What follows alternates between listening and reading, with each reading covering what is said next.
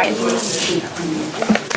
Good evening, everybody. It is April 24th at 6:30 p.m. We are in the Town Hall lower level conference room. This is the Finance Subcommittee. If you could all join me for the Pledge of Allegiance. I pledge allegiance to the flag of the United States of America and to the republic for which it stands, one nation, under God, indivisible, with liberty and justice for all. First up is the approval of the minutes from April 17th. Make a motion that we approve the Finance Subcommittee minutes of April 17th, 2024. Second. I have a motion and a second. Is there any discussion? Seeing none, I will go to a vote. All those in favor say aye. Aye. Opposed? Abstaining? 501. Anybody on the Finance Subcommittee like to make a community announcement? Seeing none, I'll go to resident and community comment. Is there anybody from the community that would like to speak? All right, seeing none. Old business, we have none. New business, I'm going to take two things out of order. I'm going to go to B, measure 2024-88. Mr. Borg. Council Vice President, member of the council, this is a measure that we're asking to rescind the borrowing for a six-wheel dump truck. This is also used for snow plowing and all the various purposes. This was previously referred to you on measure 2023-066 in the amount of $350,000 as a part of the capital improvement plan submitted for that year. With the lack of snowfall this year and the free cash strategy bucket of $500,000 for snow, we've had a credible amount of savings. We're about the 20, and Linda was talking to me today, we're about almost $30,000 into that 500,000, so there's 470,000 remaining from this year. So there was a little bit of snow, but the 250,000 that we allocate in the budget was sufficient. What we're asking in this measure is you to rescind this, and we have a follow-up measure where we're going to buy it again with the remaining free cash. Working with the treasurer, he and I sat down and looked at this particular one. And over the course of the loan that we would have paid back nearly $50,000 in interest just for this truck. So we're recommending that we rescind this borrowing and that we pay with cash on hand. Thank you. Any questions? Something that we've done numerous times. Rescind borrowing, pay cash, save both the interest and the borrowing capacity for future big-ticket projects. If I see no other comments, I'll take a motion. Make a motion that we send measure 2024-088, rescind borrowing authorization for DPW six-wheel vehicle highway, $350,000 to the full council with a positive recommendation. I have a motion and a second. Is there any further discussion? Seeing none, I will go to a vote. All those in favor say aye. Aye. Opposed? Abstaining, motion carries 6-0. Item C, measure 2024-089. Mr. Borg. Council Vice President, members of the council, this is the follow-up cash. This is the next measure that after they rescinded, we still need the truck, but we now have cash on hand to be able to, we would move the free cash from FY 24 and purchase the vehicle with that. We would give that go-ahead to the Public Works Director as soon as we get favorable confirmation from Town Council. Thank you. For those following at home, we had $500,000 reserved to cover any overages in our snow and ice account. It does not appear that we are going to have to go into that too deeply. So we have this available money in free cash to save money instead of borrowing. We are going to pay cash. Is there any discussion? Seeing none, I will go to a motion.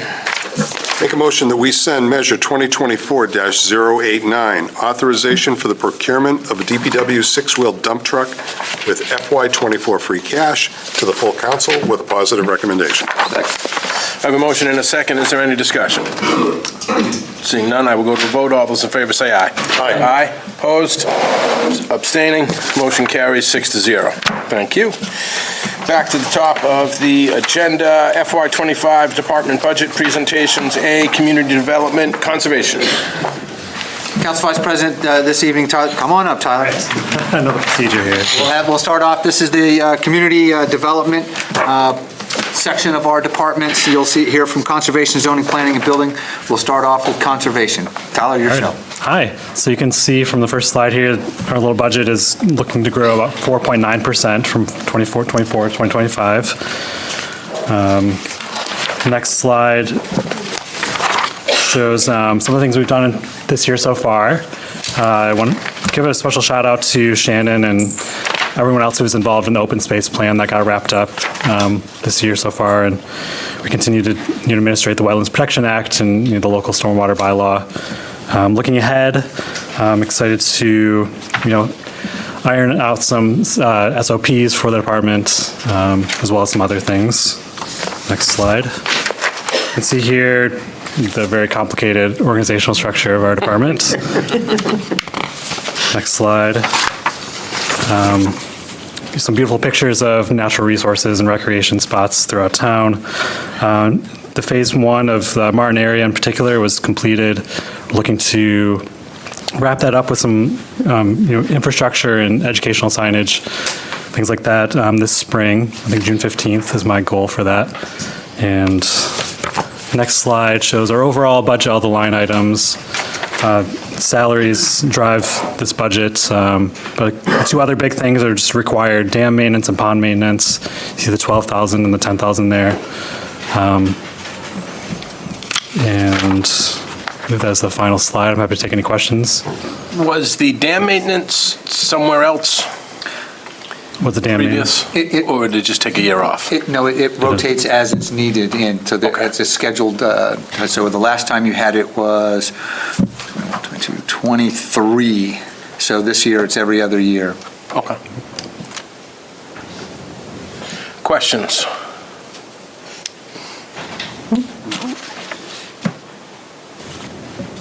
So the dam and the pond maintenance are the two things that really drove the increase in expenses, and those are as-needed expenses? Yep.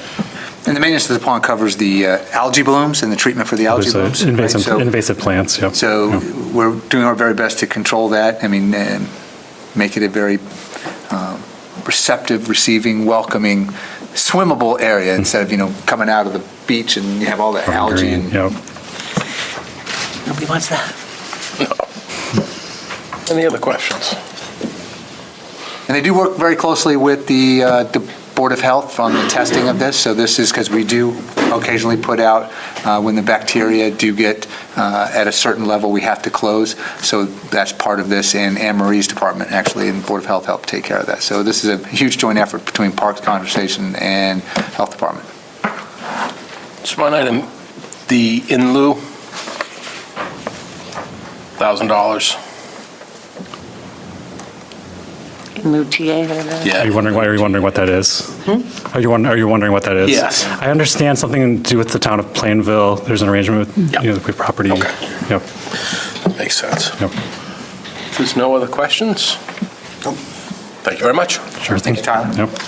Next, you'll have Sandra, our workhorse up on the community development office, wears multiple hats, right? Part of the increases you saw in the part-time wages, because it's really not a part-time, it's a full-time position, but we paid her more because she took on historical. She's going to tell us about Zoning. Zoning tonight. I didn't really prepare anything for historical because it's really not there. So, for zoning tonight, you have the first slide, which shows the salary. Expenses I have cut down because we got the kennel bylaw through. So the basic expense last year was the legal ad. So that's yay. Next slide, which just shows that we did the kennel bylaw, still working on things and still working on a couple other bylaw changes, but that's down the road. Next slide. I just want to pause. Right? What? I'm throwing them a curveball. They didn't think I was going to talk. I'm ready. No, I just want to. Neither did I. I just want to compliment Sandra on she is like a scanning machine. She has been digitizing records and clearing out lots of stuff and creating space but also modernizing our records. And I just wanted to thank her for that. Yeah. So now I've got to do that with historical. I've got to finish. I'm almost finished zoning, and I am going to start historical and going through that and try to eliminate some of the filing cabinets. So. Thank you for doing that. I live in the town, so I give back as well. So the next slide. Sorry. So it's just basically very simple structure, again. I'm between conservation and zoning too, and now historical, so not quite there, but yeah. And then the next one is just the salary, and I did decrease the advertising notices for the coming year, since I didn't think we'd have anything. I decreased it a bit, so you are saving a little bit. Any questions? Questions? Thank you very much. All right, thank you. Have a good night. Thank you. Next, we'll hear from planning. Gil will come on up here. You see a small increase. They're working a lot of hard. Gil has the heartbeat of a lot of the development that's going on in town. We're just thankful to have him on board and helping us out. Go ahead, Gil. Good evening, Council. So salaries, expenses, not much there, pretty basic. In terms of the mission of the planning department, I kind of want to say our job is to direct growth, usually through bylaws and encourage best practices. So for example, we banned storage units, so that was a key strategy in terms of encouraging high quality growth. We're working on a mixed-use bylaw. Its intention is to revitalize Route 1 and Emerald Square Mall. We're talking to a few developers with concrete ideas that I think once the bylaw goes through and we work on a pumping station, I'm really confident we're going to see something exciting there soon. So next slide, please.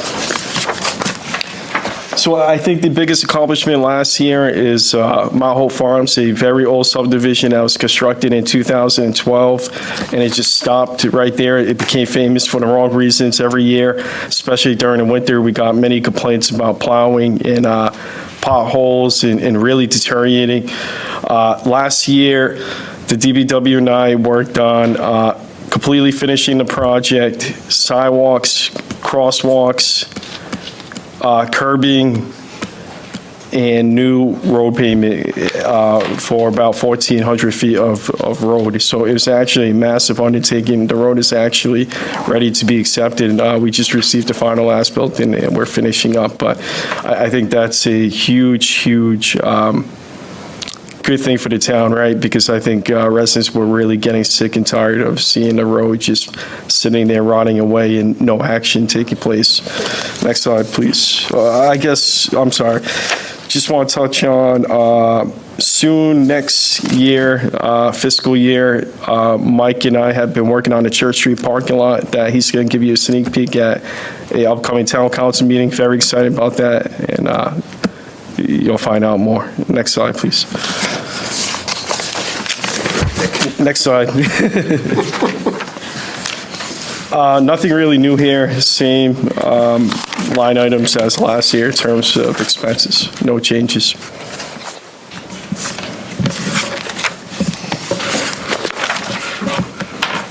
Questions?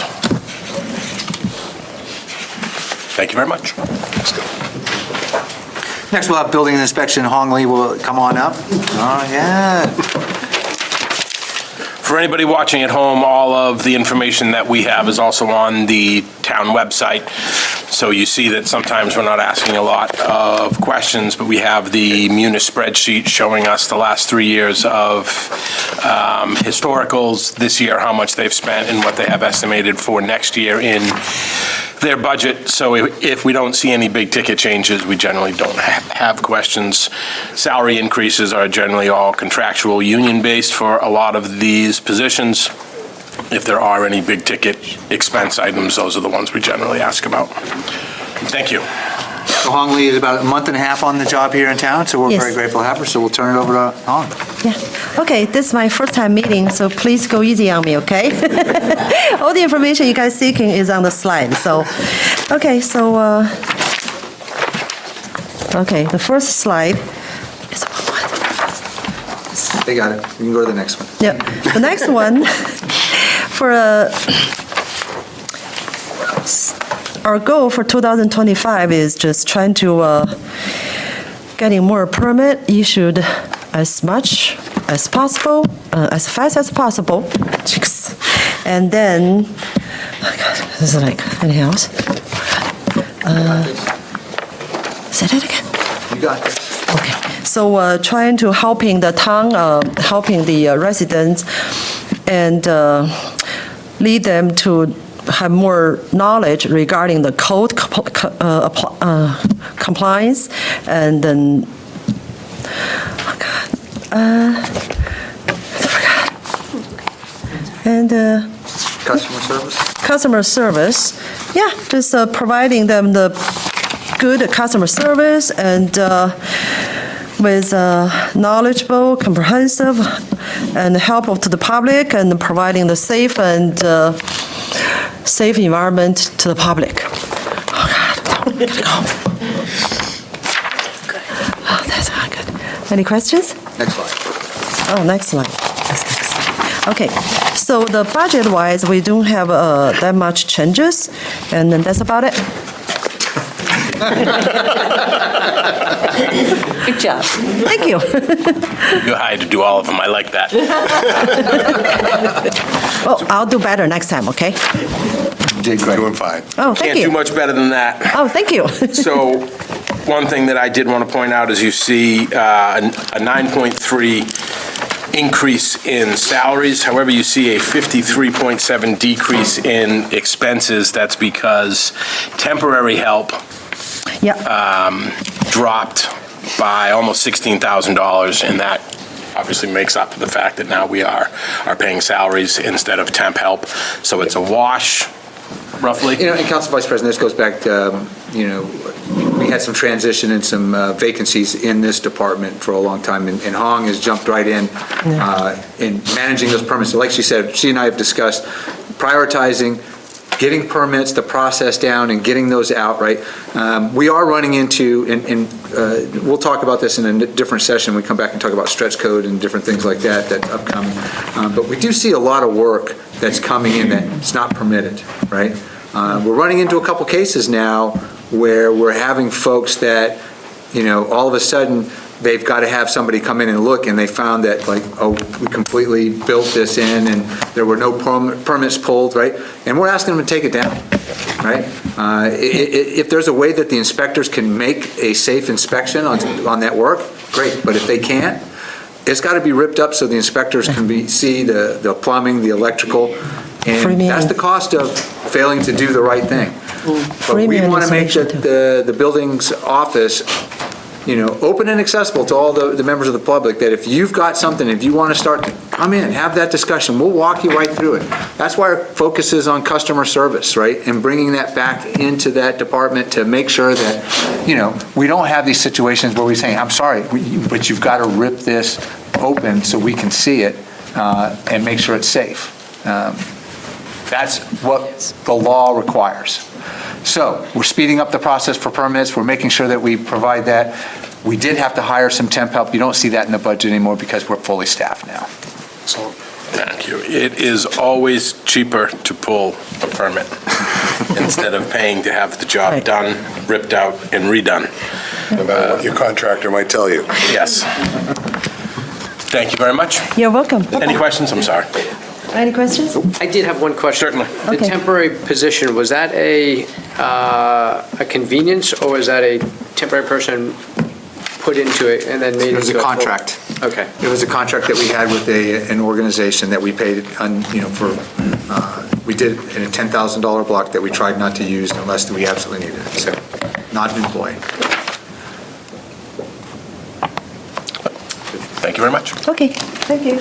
All right, moving on to B, Administration, Human Resources. So, and again, Council Vice President, we'll start off. This will be the last budget presentation by Kathy Colicchia. I'm going to be retiring at the end of June, so. You will be This is missed. Don't look so happy. I'll try not to. But we've found a great replacement, so you guys are going to be very happy.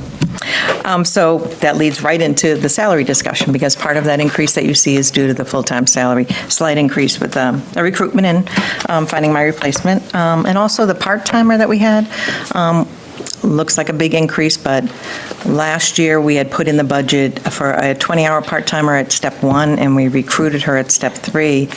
Didn't hire her until halfway through of last year, but that's the salary you see for this year. So that's where that increase is for that group.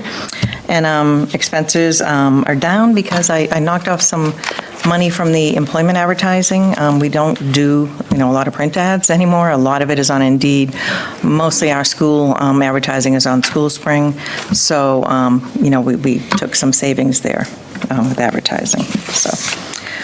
And then you see HR covers about 1,555 employees as of December of '23, to give you that. Next slide. So,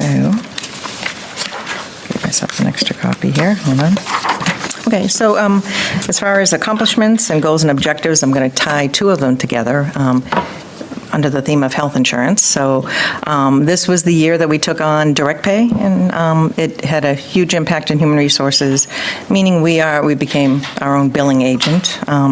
Most human resources departments function with enrolling and disenrolling employees on and off the plans. We actually are unique in a lot of the towns in that we also handle billing, and in this case, produce our own bill. So we walked away from using Mass Interlocal Insurance Agency and became our own billing. So, we had a couple of members of our HR staff take on that task, and it's been up and running and doing very well. So that is one of the accomplishments we're proud of. Goals and objectives, we are still working with the town manager and the chairman of the retirement board, but I was invited to a retirement board meeting to ask about HR taking over retirees' health insurance. Now, we currently pay their bill, but we don't enroll and disenroll. We don't have access to their payroll, so we haven't, seen their deductions or whatnot, but we're happy to do it. But there are still conversations that need to be ongoing. Their intention in asking that question is to point out that retirement systems handle retirees and pensions. They don't handle health insurance normally. So it was kind of unique 22 years ago, well, before me actually, that the retirement board was handling health insurance and has been all of these years. And I think because of new hires in the form of the executive director, a lot more questions are being asked about retirement, health insurance, and really paying attention to the detail and realizing, nope, we don't want to do this anymore. And I don't blame them. So we're happy to take it on. But again, we have to figure out how that's going to work. So that's kind of a goal and objective. Council Vice President, I'll just piggyback on that comment. We're looking forward to having the conversation. There's a couple other items that we'd like to discuss with the retirement board as well. We think there are some issues there that we'd like to have, brought up and discussed. And so we're happy to take a look at this and looking forward to the conversation with the retirement board. Okay, next slide. So org chart, the HR director reports to the superintendent and town manager, and we have an HR benefits coordinator, 2 generalists, and a part-timer staffing. The next slide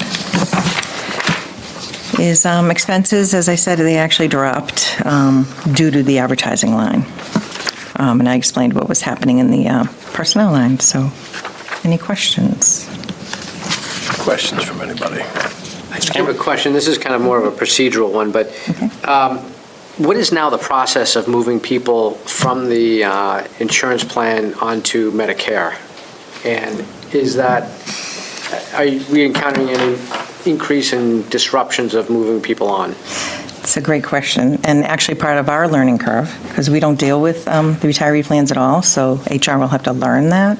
But right now, if you're active and in service and you're over 65, you stay on our active plan. When you're a retiree, let's say you retire at 62, you stay on the active plan. Mm-hmm. When you turn 65, you then transition.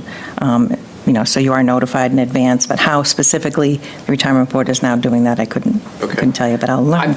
Just more from a point of cost savings in that once they're eligible to go on, there isn't a delay? No, it's mandated.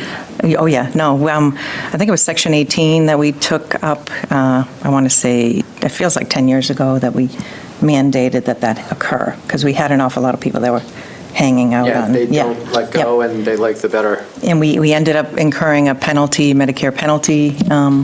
So we offered to pay that penalty for the folks that we then put on back in the day. So that happened. So no, that's clean. That's okay, happening. so is that now transitioned to the retirement board to make sure that happens? No, they've been doing that. Yeah, that's been happening for years. Yeah, there's been no delay with that. Other questions? No? Okay, great. Thank you very much. You're welcome. Thank you. And Thank you for all the service. Thank you. How long? Only 22 years. Wow. Look. Next, we have the town clerk. I won't tell them you asked to go first, or why you asked to go first. Who has to go first? Look, we are truly blessed to have Patty McNeely as our town clerk.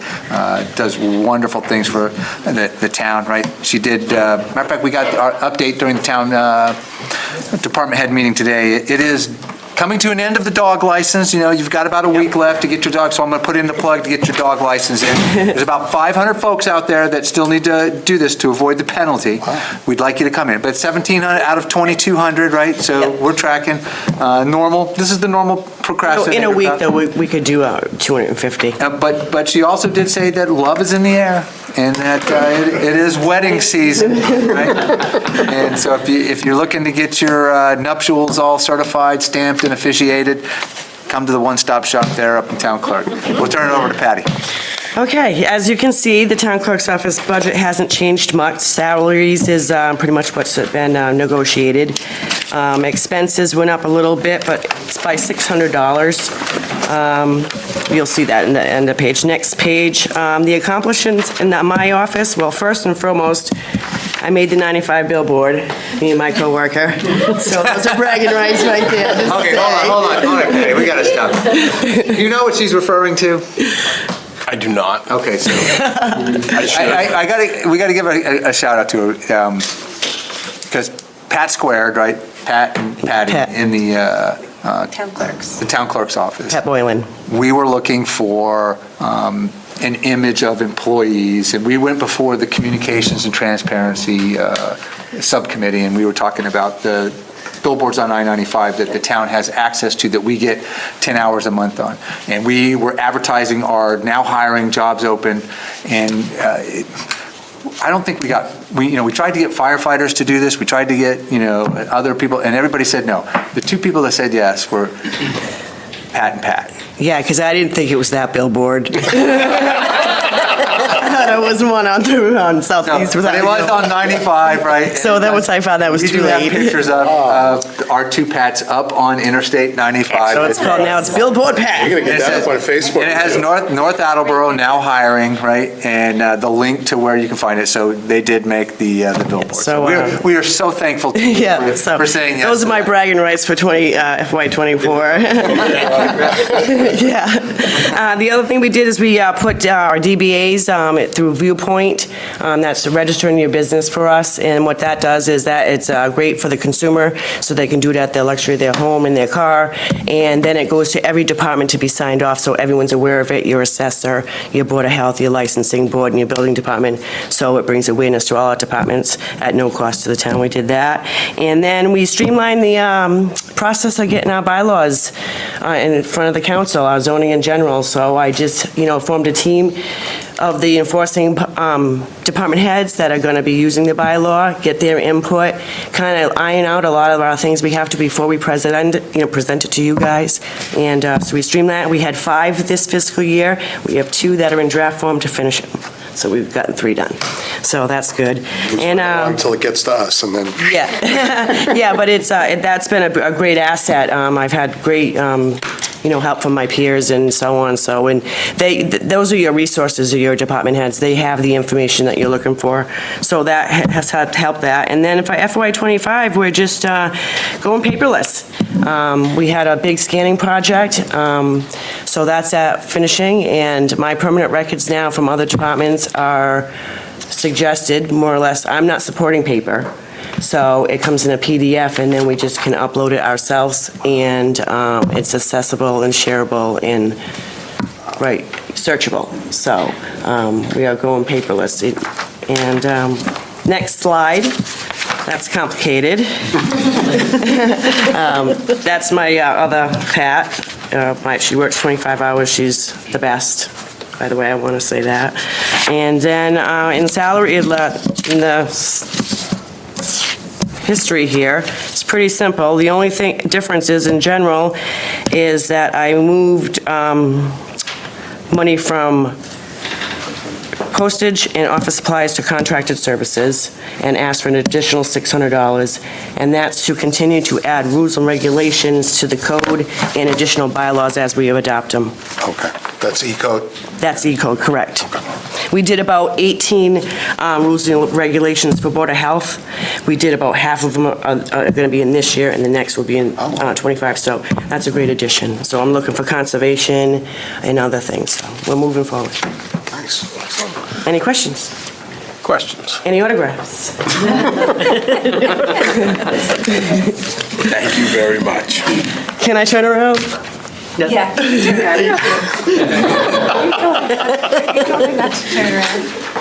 Not to look at the screen. Yeah. Next, we'll have Pat Dolan from Elections.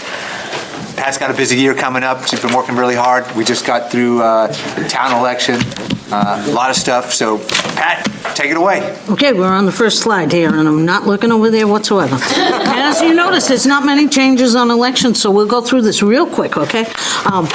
Everybody on this council knows what office I'm in, okay, and basically what we do, because most of us have been through there at least once, okay? On the way in, the way out, and at least once a year for your campaign finance reports, because we not only do elections and the census, but we do campaign finance reports, and those are really important.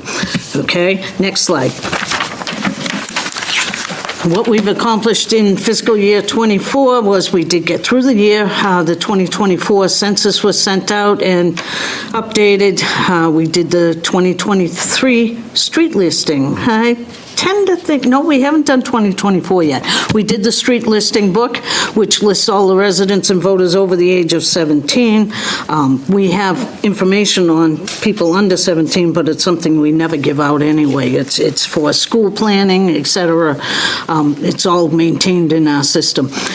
We successfully planned and administered 3 elections, the Tri-County election of October, the presidential primary, which was in March, and the town election in April of this year. So we're almost done. We're planning for the next ones now, okay? We're currently planning for the 2 fall elections, the state primary and the presidential election, including the early voting and mail-in voting and processing. The second round of the census is currently being handled. This is where I go in and actually ask the larger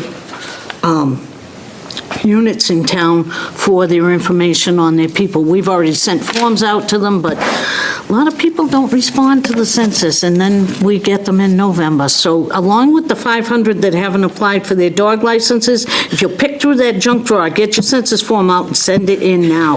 We'll appreciate it, okay? Right now, there are 4,500 people in this town that are inactive. It's not a good thing.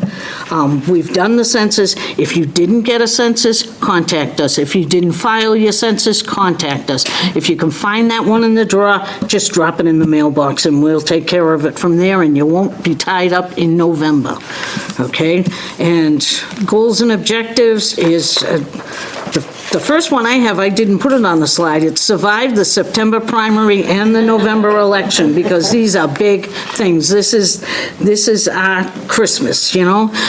We're going to continue training and working with the poll workers for accurate, complete, and transparent election processes. Continue to improve and streamline the early voting, mail voting processes created by the 2022 Votes Act. That's a newer thing, and people like the mail-in voting. There's a lot of work, and we're just trying to get it so that we can make it a little bit easier for us and our poll workers to get through it. We also like to lower the number of inactive voters, which we try every year. We try. I'm hoping that people actually get the stuff in. Oh, next slide. The organizational chart, that's easy, that's me. Janet is the office assistant. We have the Elections Commission, which is who we report to, which I'm going to actually throw their names in there. It's Neil Lambert, Nancy Vigorito, Lisa Pollock, and Alexandra Colacito. Okay? Thank you to them for serving. And then we get to the next slide, which is the budget. We've got changes on there. I was only kidding about the not too many changes. But this is in a cycle, okay, when we go into presidential elections, it's always the biggest budget that we ask for. If you notice that we've got a couple of increases there, 133 and 200%. It's like, it costs a lot of money to produce the elections that we do right now, but other than that, supplies are up a little bit too, but if you'll just look, it's like every 2 years that we go up, but we really go up on that fourth year, which is the presidential.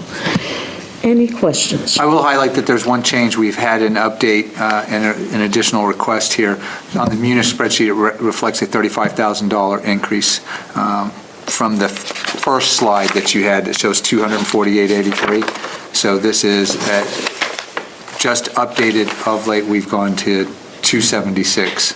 But I didn't look at that slide, so I wouldn't know that. She's flipping it right and has it right there. I've got it written on mine, but yeah, it was purely a human error. You'll I look forgot at something. the increases in postage, you'll look in the increases in the regular overtime, right?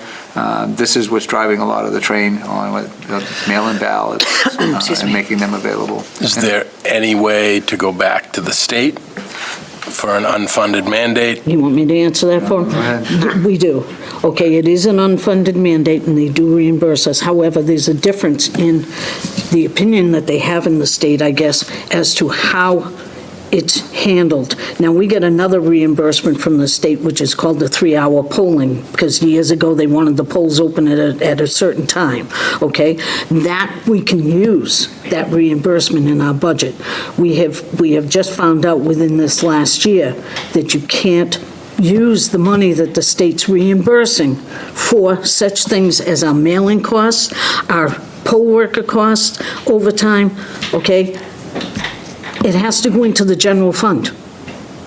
And to me, it's like, I really wish they would put it back because we wouldn't have to ask for this amount of money.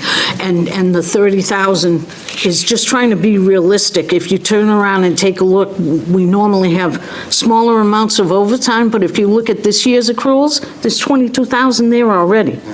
I'm just trying to be realistic in those figures, and as far as the poll workers, the same thing.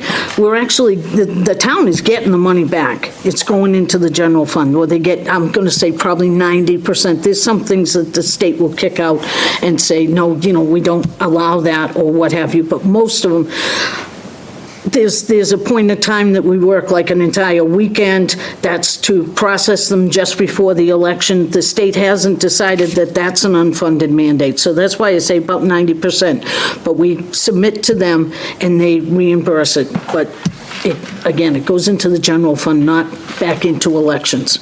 Okay. Other questions? Thank you very much. Thank you. Thank you for what you do, Pat. Thank you, Pat. Information technology. So, Council Vice President, members of council, this is, IT is really a backbone of how we communicate and collaborate here in town, and Keith does a great job. He's got a great team, right? Absolutely great team. It's not a robust, very deep bench, but the folks that work up there are absolute top-notch, and you pick up the phone and you need help, they're down, they're troubleshooting, they're helping, they're, coming in and doing things when you didn't say, oh, you didn't have to do that, and they do it, and they knock it out. So just a shout out to the whole team up there. All right, Keith, you got to take it away. All right, so, first page is self-explanatory. We'll get into the percentage increase there in a moment. Next slide, please. 2024 accomplishments. The big one for us was the new phone system that is in place. Karen can speak to this, that it has actually saved a lot of people a lot of time on the phone. We now have an automated attendant. We have actually on-hold music, ability to transfer between departments, not only internal to town hall, but also to DPW, solid waste, wherever it needs to go. So while call trees are a pain in the neck, it actually helped a lot, and it gets people where they need to go. So that's our big accomplishment. Really, our goals for 25 is security, consolidation, and making sure the systems are kept up to going what they need to do. Next slide, please. As you can see, our huge depth chart for the IT department. You have to remember we handle every department except for the school department and the electric department, which includes public safety. So we have police and fire that's 24/7. The assistant IT director is generally housed over at the police department. He's really extreme. My whole team is extremely smart, but he's really my network guy. And we're going to try and get him a little assistance because, again, 24/7 is great and dandy until somebody has a problem at 2 o'clock in the morning. Next slide, if you please. So here's the budget. There are increases, absolutely. Our computer hardware, again, as I said, we have some aging hardware that needs to get replaced. We have some security stuff that's in place. The laptops that we bought for everybody, we're going to have, in the capital is going to be replacement, but we bought them all at the same time. Can't replace them all at the same time. So inevitably, we're going to be needing to replace motherboards, memory, things like that. So that really is what drives that. Computer software increase in there is because, again, software contracts are not always the same price every year. Those go up. We also have additional pieces of software, and some of those are so we can start consolidating some of that. As you heard Patty talk about Viewpoint, we're bringing a lot of things onto Viewpoint, trying to get rid of some of the older stuff and trying making it so that we have single platforms so everybody's aware of how all that works. Our maintenance of telephone equipment, notice that we haven't actually spent that much this year. That's basically because when we bought the new phone system, that included the service and support that was associated to that. So that's going to go up next year. So there's some, new phones, new equipment, it's all under support agreements so that if something goes down, we can get it repaired right away. And really, I have a couple of things that I've reduced where I can, and we're constantly just monitoring everything. I mean, we have the fun that every time a new position is created, we have many parts and pieces that add on to our side. So we're trying to adjust to some of those that come in, and going with the flow is what we try to do.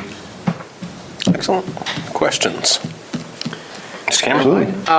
Can you add a little more depth of understanding between the maintenance computer hardware and a capitalized purchase, and specifically towards, I'm assuming this isn't going to be laptops or any type of small? Nope. Generally, it's one of them is we lease our servers that we have. So a portion of that is already part of that 5-year lease that we have. That's about $60,000, give or take. And then from there are, switches, wireless modems. We're now expanding out to Elm Street, so there's going to be some additional things that are going to go on there. We're going to need, different parts of equipment. Some of that's going to be part of that project, but we're probably going to run into some different things where we're growing on some different items. So it's hard to sometimes quantify it as a capital project if I'm not buying a large amount of switches, let's just say, because sometimes I don't necessarily know what I need until I need it. Okay. Does that help? I guess.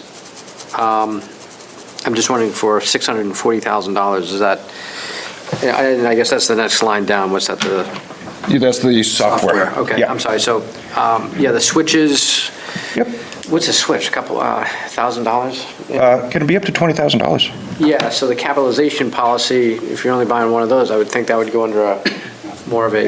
At this moment, though, we don't have any that are ready to be replaced at $20,000, if that makes any sense.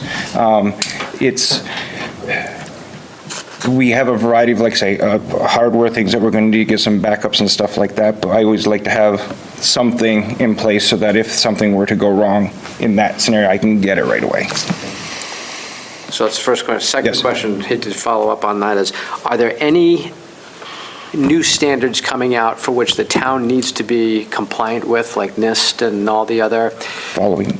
Of which is going to drive additional costs going forward, that we should be prepared of, or that we should have already implemented? Some of that is already in the mix of things in my security aspect, and those are planned and rolling out and staying on top of making sure all of our insurances are covered, the auditors are covered, all of that stuff. So, which obviously I don't want to get too much into detail about security. Yeah, not specifics, I'm just saying, are there particular ones that are coming up that are, without being specific? It's gonna- Everything's accounted for.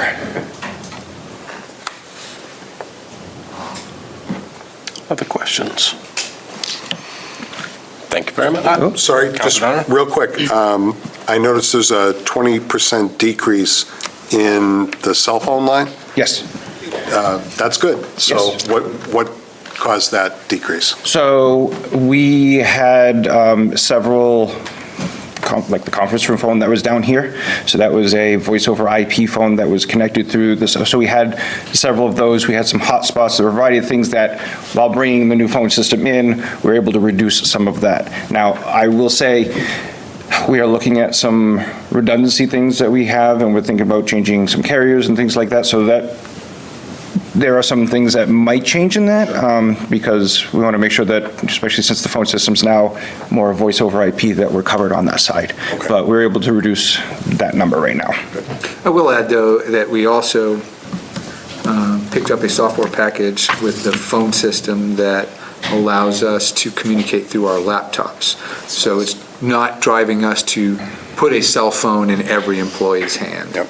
Right? So so as we get ready to preview and discuss our remote work policy, employees can, take their laptop home, work from home, like if we have a COVID situation again, and when you dial the number for the planning office, for the zoning office, it rings on their laptop, Yeah.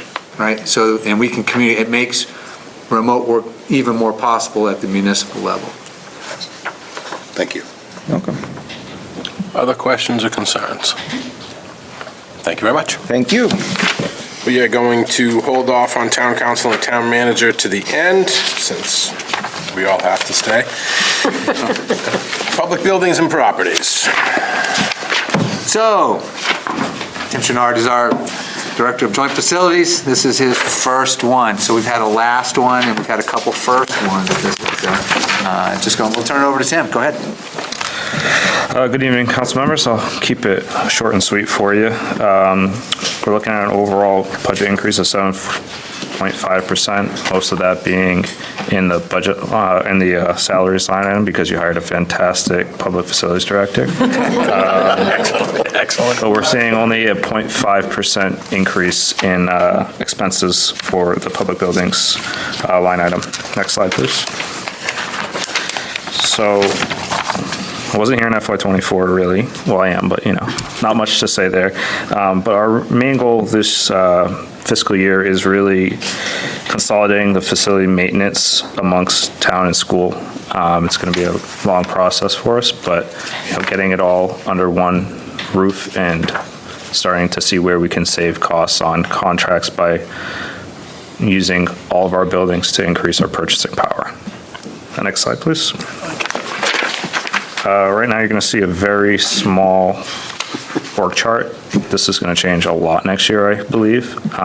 But as one of the few departments that answers to both school and town, I get the joy of working with Mr. Borg and Mr. Antonucci. Next slide, please. So, like I said earlier, we are seeing a large increase because of the new position of Joint Facilities Director.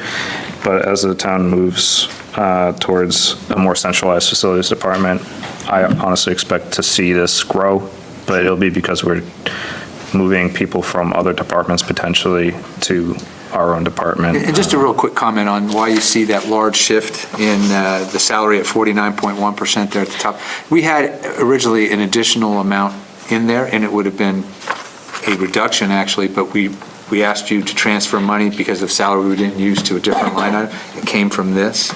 So it shows up, it looks large, right? But it's really not, because we had $140,000 in there in the original budget, but we transferred out. So when you see that current revised, it comes down to 90 because we did transfer 50,000 out.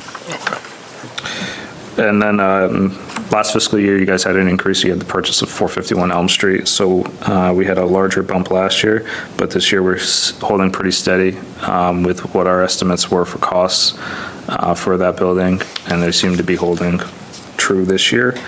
And again, all of our cost estimates are based on historical costs for existing buildings and historical cost or estimated costs for the new building. What I would forecast for this department in the coming years is that the schools and the towns consolidate under Tim and the department that he's going to run, right, you'll see this kind of increase, right? And we'll probably, and I think if it works out conceptually, right, so we'll peel away funds from the school department that they were dedicating towards the maintenance of this to put it here, and then we'll track it under the facilities director and be able to give you more solid predictions, forecasts on how maintenance is rolling out, the impact, the true cost of it, where we're seeing deferred maintenance.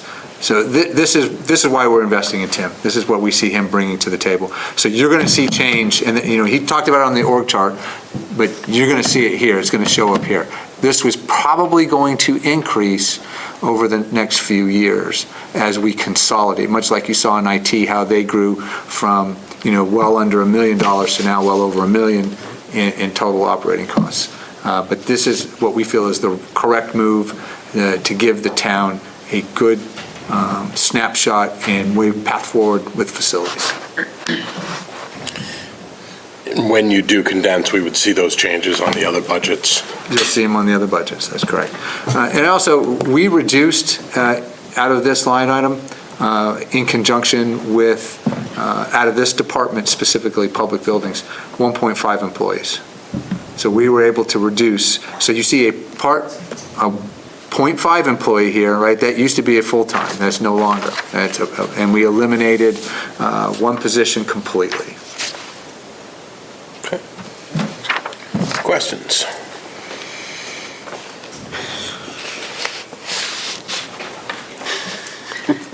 I'm just trying to digest.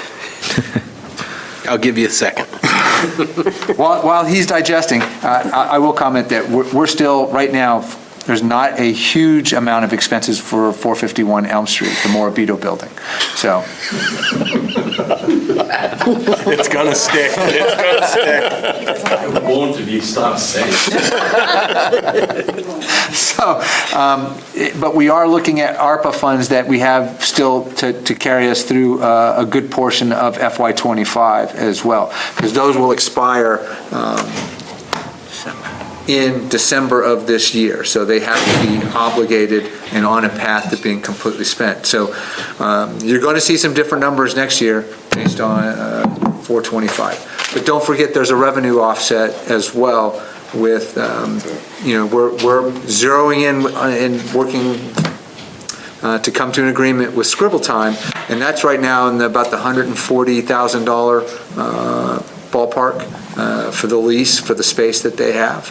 So we see that as a revenue offset for maintenance and different aspects of that. And then you'll also have the added, because I know he's still thinking real hard over that, you'll have the added benefit of $24,000 out of the seniors center budget that we pay in a lease. So once they make the move from their current facility into 451L, we'll have an additional savings.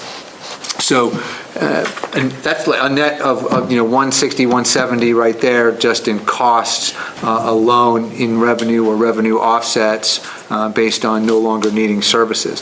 Plus, they have at the senior center, the current one, they pay for a contracted custodial services. That will come back in cost savings to us, but we will have to expand custodial services over. And again, thanks to the assistant town manager, we're looking at a couple of different options on how to do this, trying to be very creative to, maybe there's a contractual service that we can do and bring in, or provide it, part-time and pair that with other services.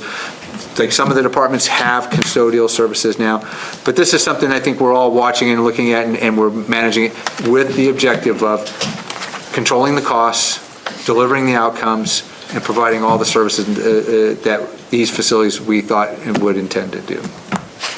Well, Tim, I can say that your position has been a long-time goal, and we know there has to be some growth with that, some cost to a new position, but we see an overall savings in terms of having everything consolidated, consolidating purchasing power, and having a better handle on regular routine maintenance of all buildings, so we don't get into a situation where we have delayed maintenance, which ends up costing Absolutely. you substantially more than your regular routine maintenance would have. So thank you for everything you're doing. We know you have quite a bit of work ahead of you, and if there's anything we can do, please let us know. Just a little bit. Just a little bit. Any questions? Mr. Cameron? Go ahead. This is one of two positions that report both to you and to the superintendent? That's correct. And how is that going? It's been going great, honestly. Everyone's been great to work with. Lots of help from Mike, and Karen's been fantastic, as long as Mr. Morbido over there, but just diving in, we got tons of projects happening. We got police HVAC project closing out, library's just kicking off. We got the animal shelter going. We got we're starting to look at some townwide contracts. We got the high school field house that's buttoning up, but we're just starting the site improvement process of that project, so there's lots of things happening and lots of things coming, so we're just getting a handle on it all. And how is budgeting between the school budget and the town budget? So we've had initial discussions with the schools. We're looking to start with utilities, right? On managing that and shifting those over into this line in the very near future, right? I think sometime in FY25, we might actually be able to move that. But there is ongoing discussions about how to, because he's been working very closely with Arnie, right? And the superintendent in getting direction and guidance on the school side for him and on the town side for me. But how do we build the right budget? How does this account for it? I think a lot of this is we're, smushing it together, right? And we're saying, okay, what do we need? What do we don't need? And how do we look at it? And that's why we're leaning very heavily on Tim to be able to provide us some feedback, guidance, and direction. So, but good. I mean, the superintendent, I've always been very upfront about, we think that there's goodness in doing this and being able to put this in one department focused on delivering excellent facilities and eliminating deferred maintenance to the greatest ability that we can. So, and I think that will save us dollars. And I think that goes to your comment, Councilor Donovan, about where that's going to go. I think next year we'll have a better look at what has been able to be realized in this, and where we see, combining, and Tim will be able to come back and say, we can take this, and this, and add it into this particular, and it'll come out in capital project as well. Tim will probably be your number one briefer on the majority of a lot of, capital projects that have anything to do with facilities, so.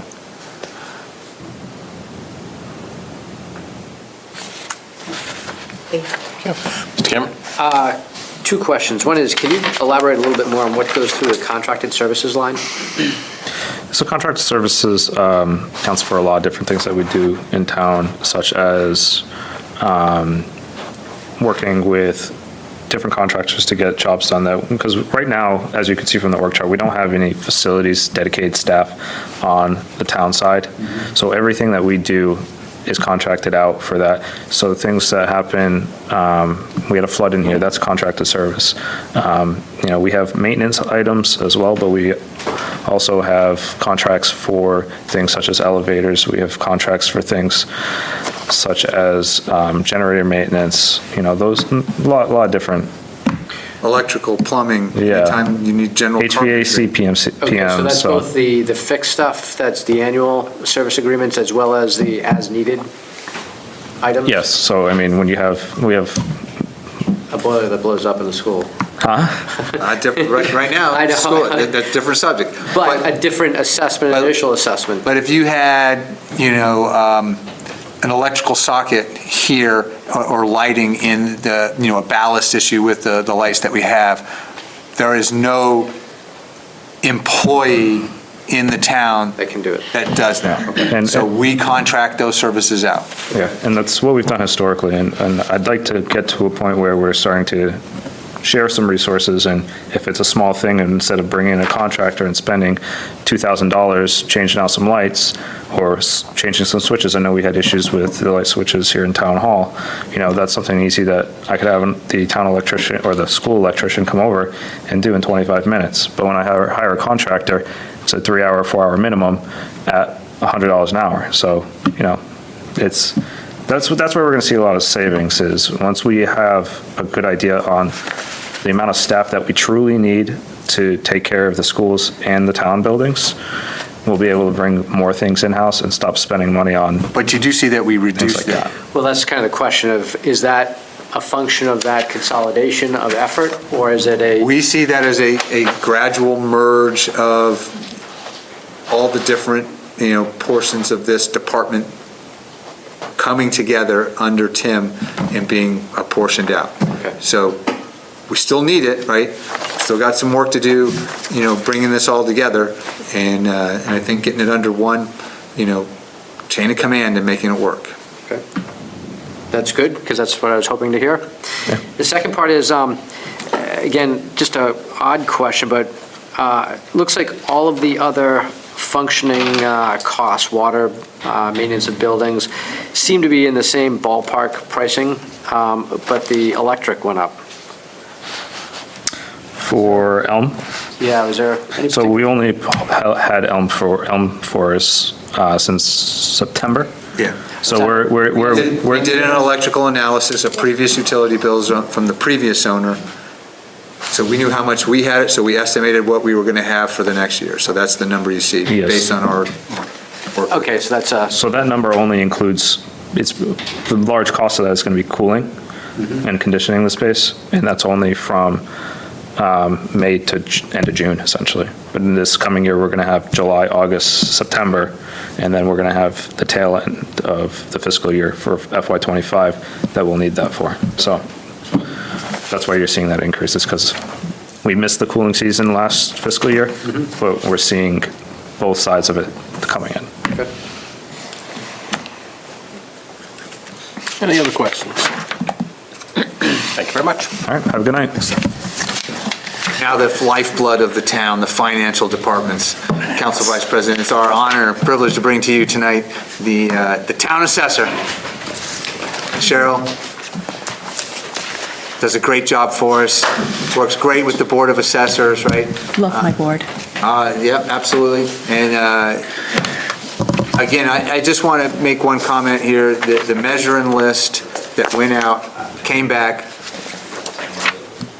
found that the town was doing its job, right? Found that the values that we had were accurate, and so we stand by that, and we want to thank Cheryl for everything that we did. All right, Cheryl. Could I hear that one more time? The values of our assessors, right, and the assessments they did are accurate. The measuring lists clearly indicate that.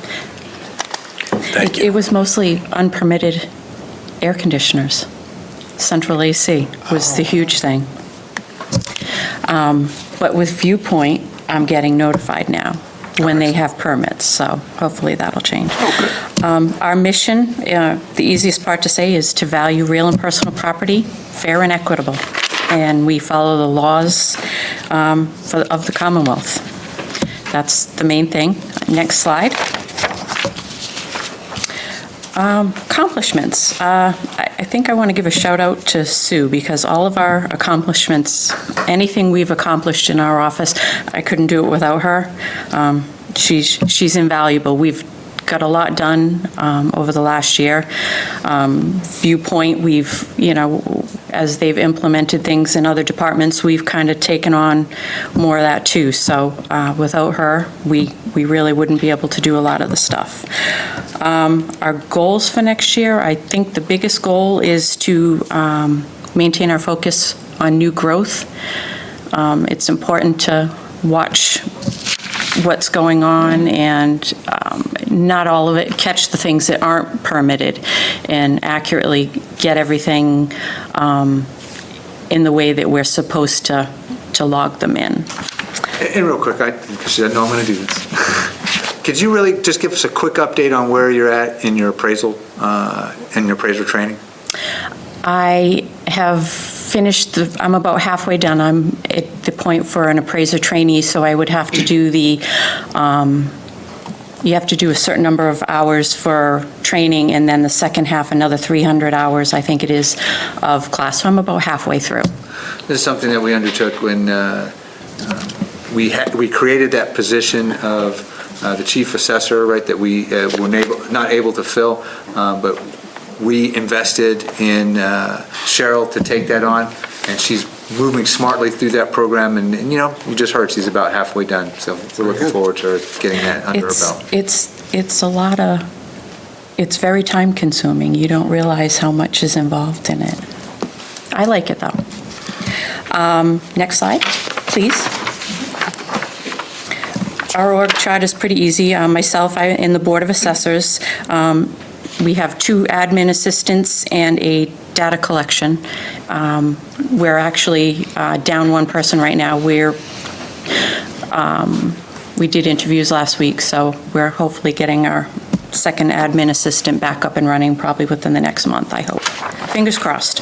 And is that salary for that position fully included? It would actually be for the clerk that left is what the salary is. So we would actually more than likely come in under, because she was probably a grade 2 or 3. Okay. Next slide, please. Our budget didn't change all too much. Salaries is all contracted, and we probably would come in, like I said, a little under that, depending where we go for our new clerk. The expenses didn't change all that much. We had a couple changes for our, we went up just over $1,000, or not even $1,000, on contracted services, which that's our, not contracted service, reevaluation, sorry, don't have my glasses on. That went up, but their fees went up for that. We switched some money from mileage to maintenance, and we did go up on postage because try as we might, you know, we mail out 1,000 forms of lists, and we switched to postcards, which we can do on interim years. So certification years, it's a whole different thing. We have to do it the other way. We do postcards and emails, but we're still, every motor vehicle abatement form, we have to mail out a certificate, and we're required by the state to do that. As much as I would love to hand them out, we're required. Is that something that we track as well, with it being a state requirement? If you're looking for the potential for reimbursement, I don't think it's going to exist. I mean, the motor vehicle excise. I'm going to keep asking, though. And no, I think it's a fair question, but I would tell you that the motor vehicle excise tax is approximately $4 million, $4.3 million to the town. The Commonwealth might make a fair argument that that's your reimbursement. That's your reimbursement. Maybe. I'm not saying. I'm not trying to speak for them or give them ideas either. So we do reimbursements for the exemptions. Okay. But that's not nearly as much, because we double. We go every year to ask the council to do the 100% match, or we double them. And there are certain exemptions you only get what you originally started as. So if you had 10 the first year and you have 50 now, you're only going to get reimbursed for 10. Okay. We put them all in, though. All right.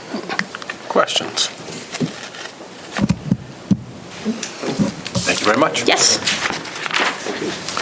next we have the town accountant. It's very nice to meet you. I've never seen you before. Good evening, everyone. Let me start off by saying, and I don't know if she may say this or she might not, but Linda does an incredible job for the town, and what she does and brings to the table. And just let me put it in numbers for you. And the number is $2.6 million, right? So every time we talked about dipping into the couch cushions, right? Repurposing money, not coming back and asking, not spending money from, other areas. And I can actually say we don't rob Peter to pay Paul, right? And we're very proud of that. And that we take the money and we repurpose it. This year, 24? FY 24. $2.6 million in repurposed fundings that we did not have to come back and ask the taxpayers for. We did not have to come back and say that we were cutting a service. We did not have to come back and say we're eliminating a position because we had no other choice. But we were able to look right into the existing funds, to the revenue sources, to the wherever it came from, and be able to maneuver $2.6 million and still meet all the needs of the town, right? It's a testament of the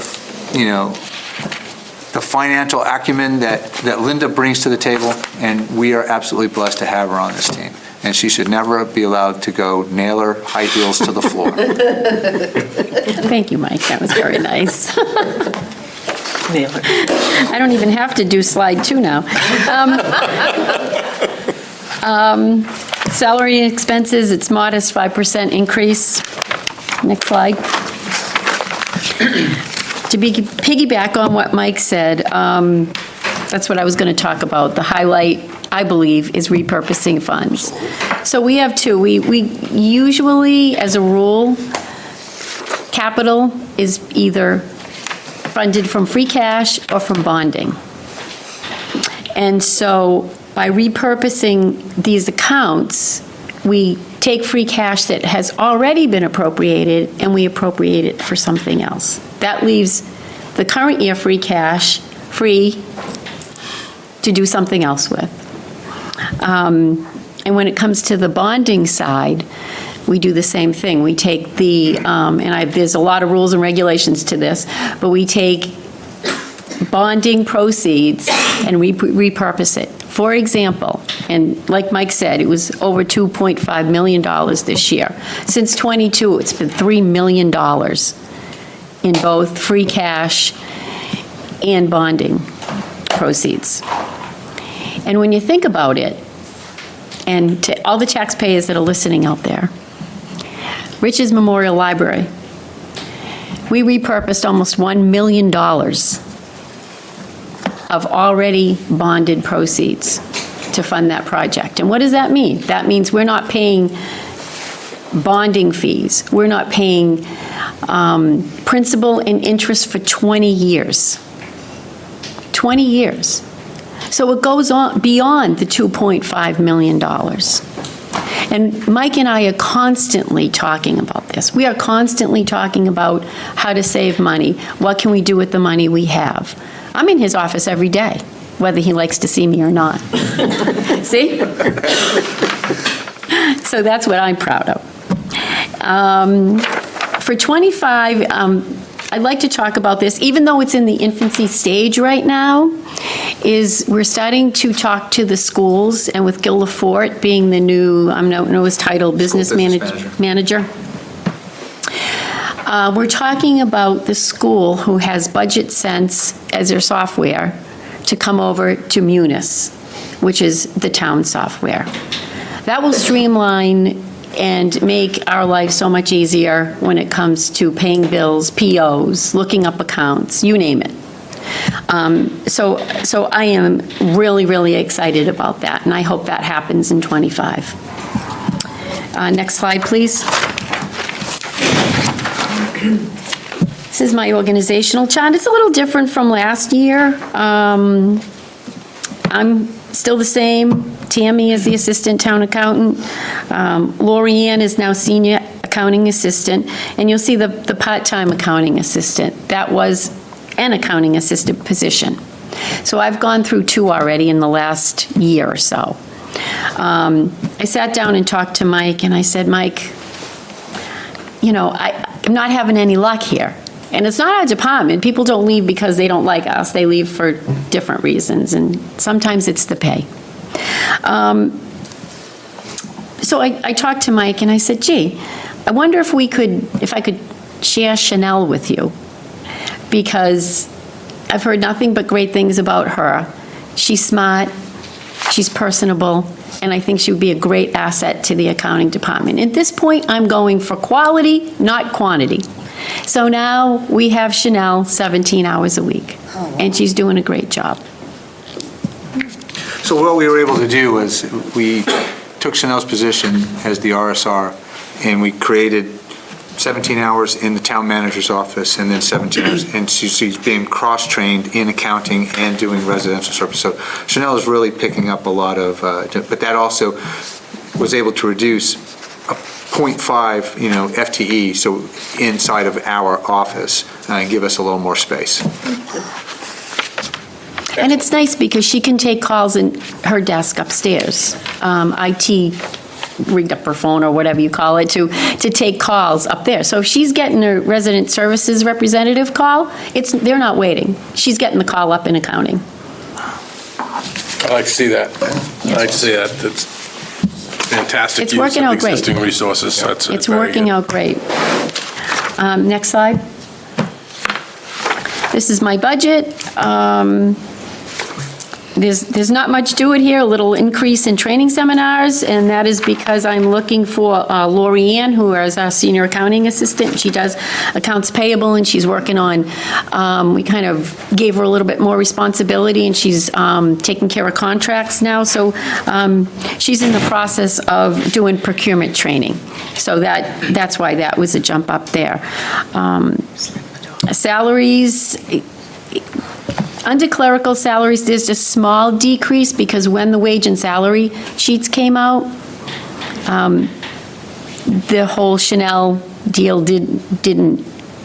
wasn't in play at that point. So we do have it funded in the budget, however, that will fall to free cash. Okay.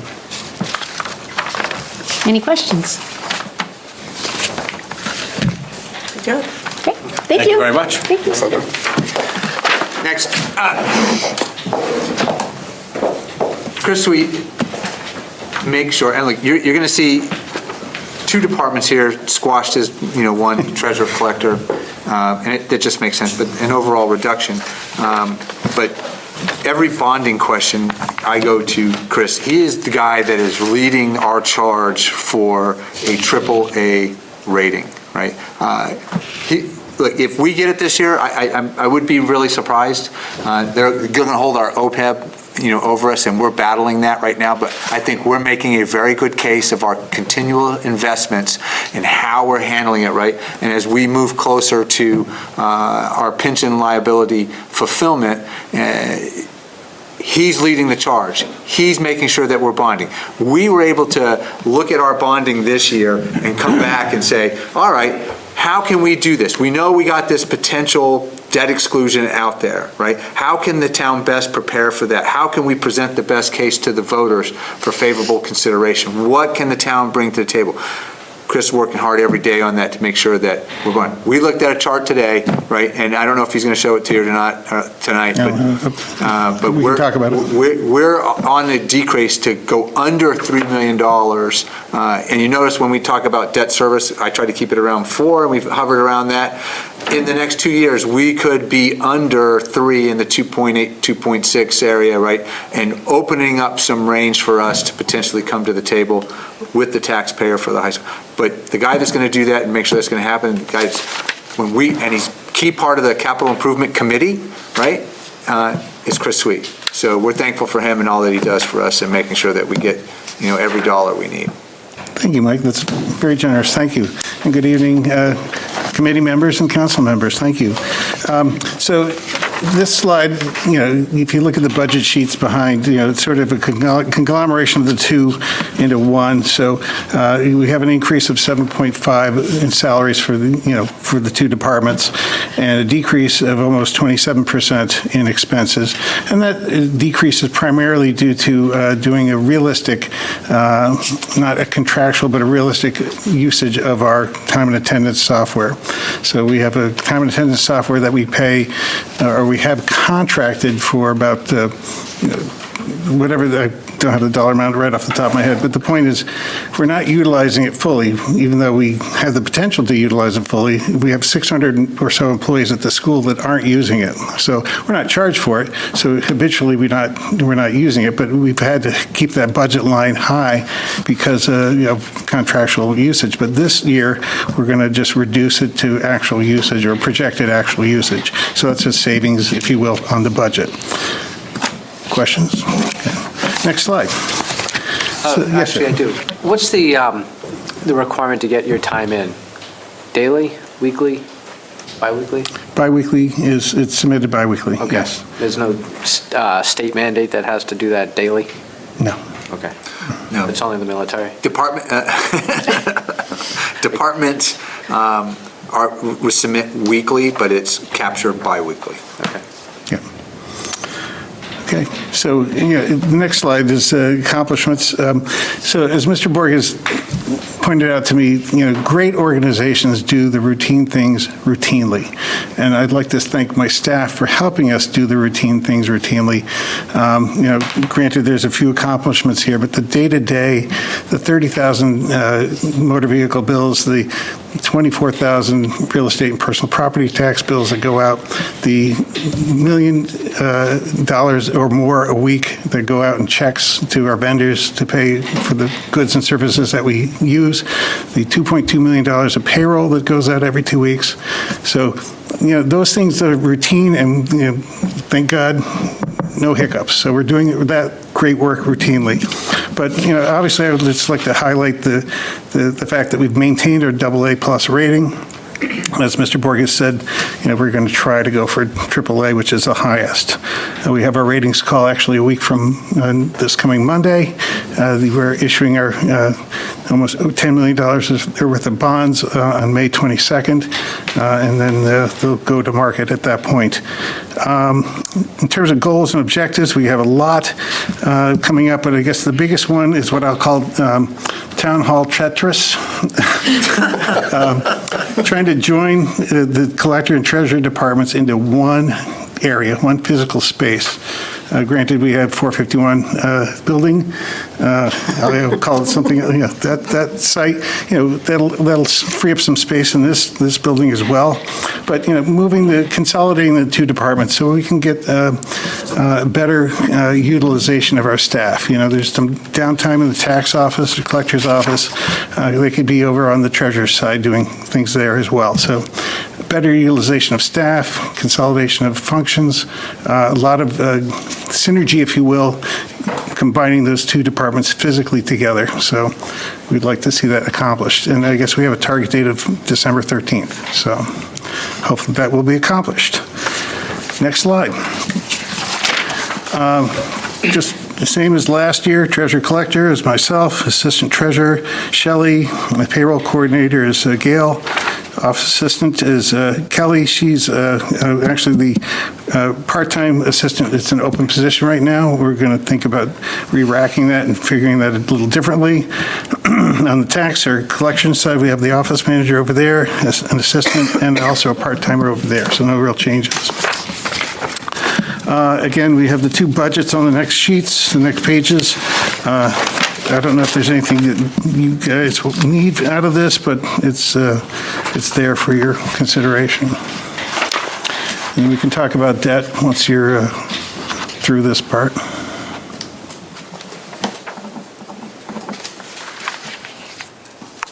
Questions? Okay. So I don't know if we have any slides for debt, but I can tell you what's coming up. As Mr. Borg has stated. And I'll just mention, the couch cushion conversation, why do we have unexpended bond proceeds?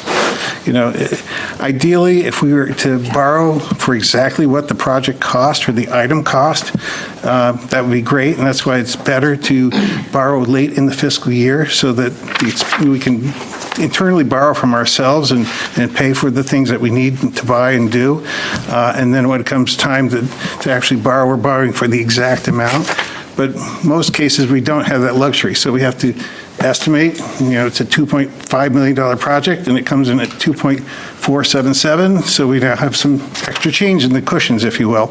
So that's where Linda and Mike, they come together and say, okay, we can take that delta, that difference, unexpended proceeds, as we call them, and repurpose them to another project. So that's the conversation that we have about borrowing and why we try to do it late in the season, if you will, late in the fiscal year. So coming up, this is called the official statement. This is a preliminary official statement for the coming up issuance of $10.36 million of bonds for the town. Now, this encompasses for this coming up is projects are, get the right paperwork, sorry.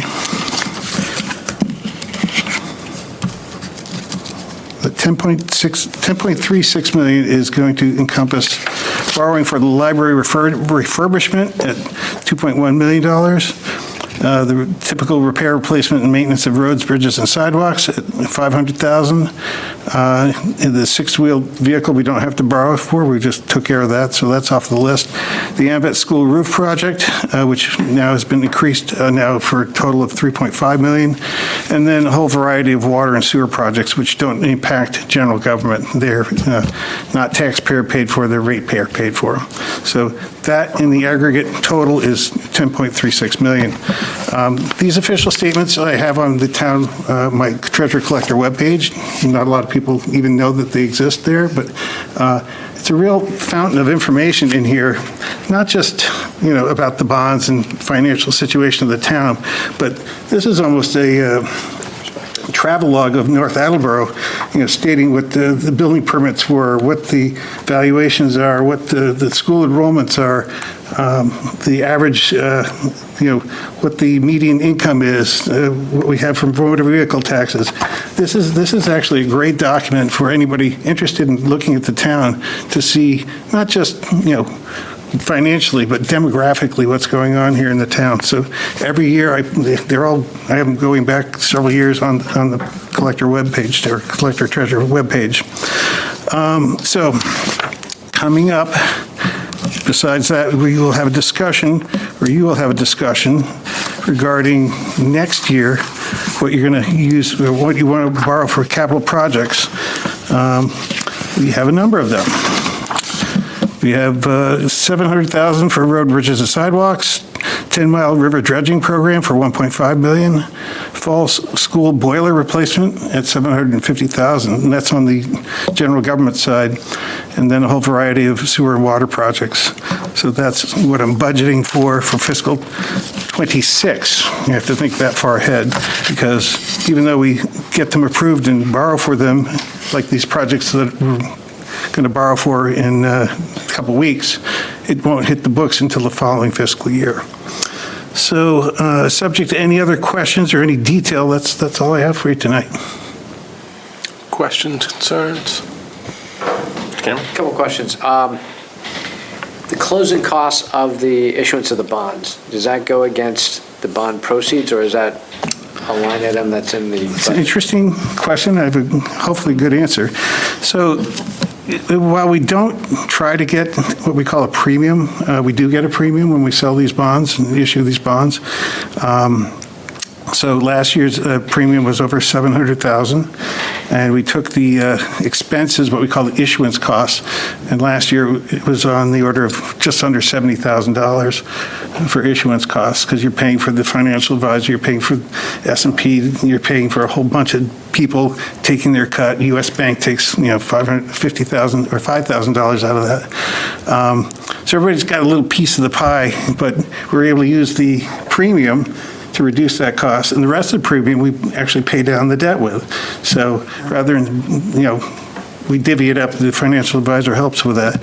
So rather than having to have 1.5 million, 1.3 million, whatever, it'll be reduced to 1.2 million and 1 million, and so on and so forth. So we utilize that premium to help pay down the note even before we start incurring costs. Okay.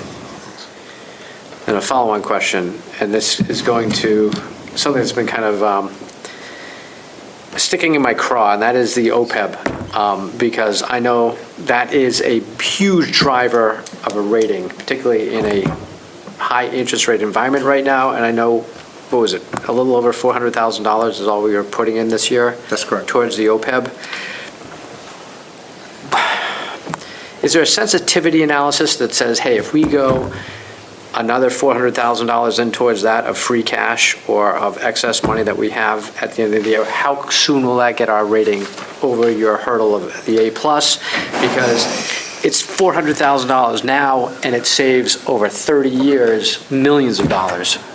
I'd say we have to go to order of magnitude. Instead of 400,000, we have to go to 4 million or something 4 million, like that. but if that's the case, what is the goal that we should be, because we do have quite a bit more than, $400,000 of excess free cash this year, and a little bit more than 5% on the threshold of the rate stabilization. Does it make sense to say, hey, if we're at 8% rate stabilization, take 2 million of that chunk and throw it towards this and get our rates down? So this is an excellent question, and it's something that we grapple with and look at every day.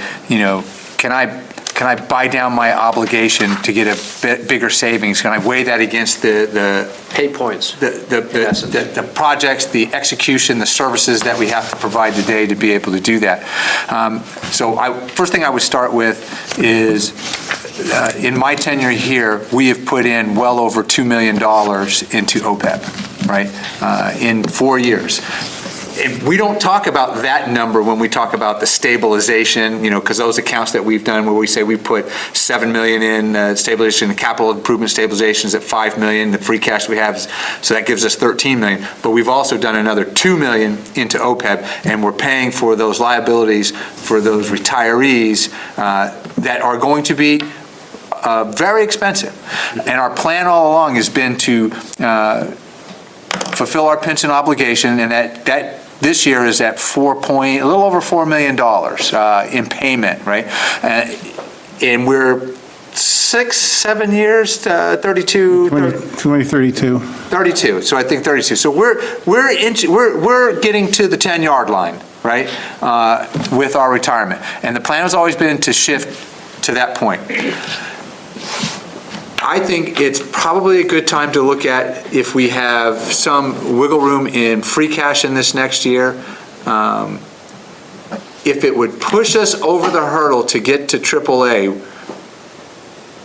and buy us a lower bond interest rate for the school project, it would be well worth it. Yes, particularly since the rate stabilization is, in essence, idle cash.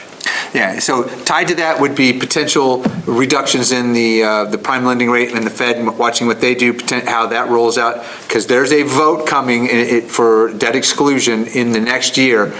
If a large investment or a significant, maybe a one-time that we could do that makes a convincing argument, right?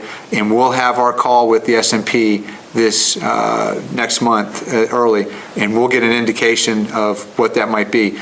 Then that would be either in at 25 with free cash, and then certainly into 26 if it looks like it would be doable and would deliver the payback that we're looking for. Then I would say, yes, it would be well worth it.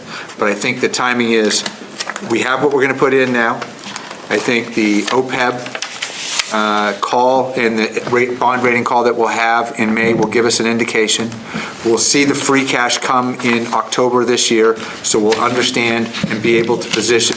Maybe I can come back to the council and make a recommendation on what we might be able to do if it gets us that increase, because that's a point and a half potentially in rate that we would see back on a very large high school project. If not, let's say, but there's a lot of ifs along the way, right? Do the voters pass it? The debt exclusion, right? And we are moving towards that. And so we do need to bond for that money.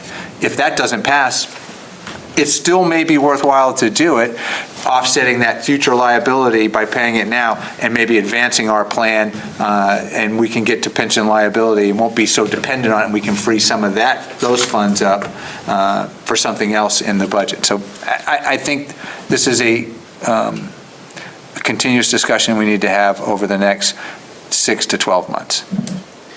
If I could follow up with one other question, and that is, and you're going to have to remind me, what is our current rate stabilization right now as a percentage of the total budget? Well, rate stabilization is not part of the budget. Well, it's a reserve. Yeah, the reserve, but it's usually, what's the bonding agencies use to say, hey, we typically like 5%? So they like 5%. So, on a 5%, what is it now? $104 million budget, it's, But this is protracted at 109, so we're at 109. $109 million budget. So you're talking 5 point something. We're edging closer to the 7 million in stabilization, but we believe we have a compelling offset argument with the capital improvement stabilization fund, right?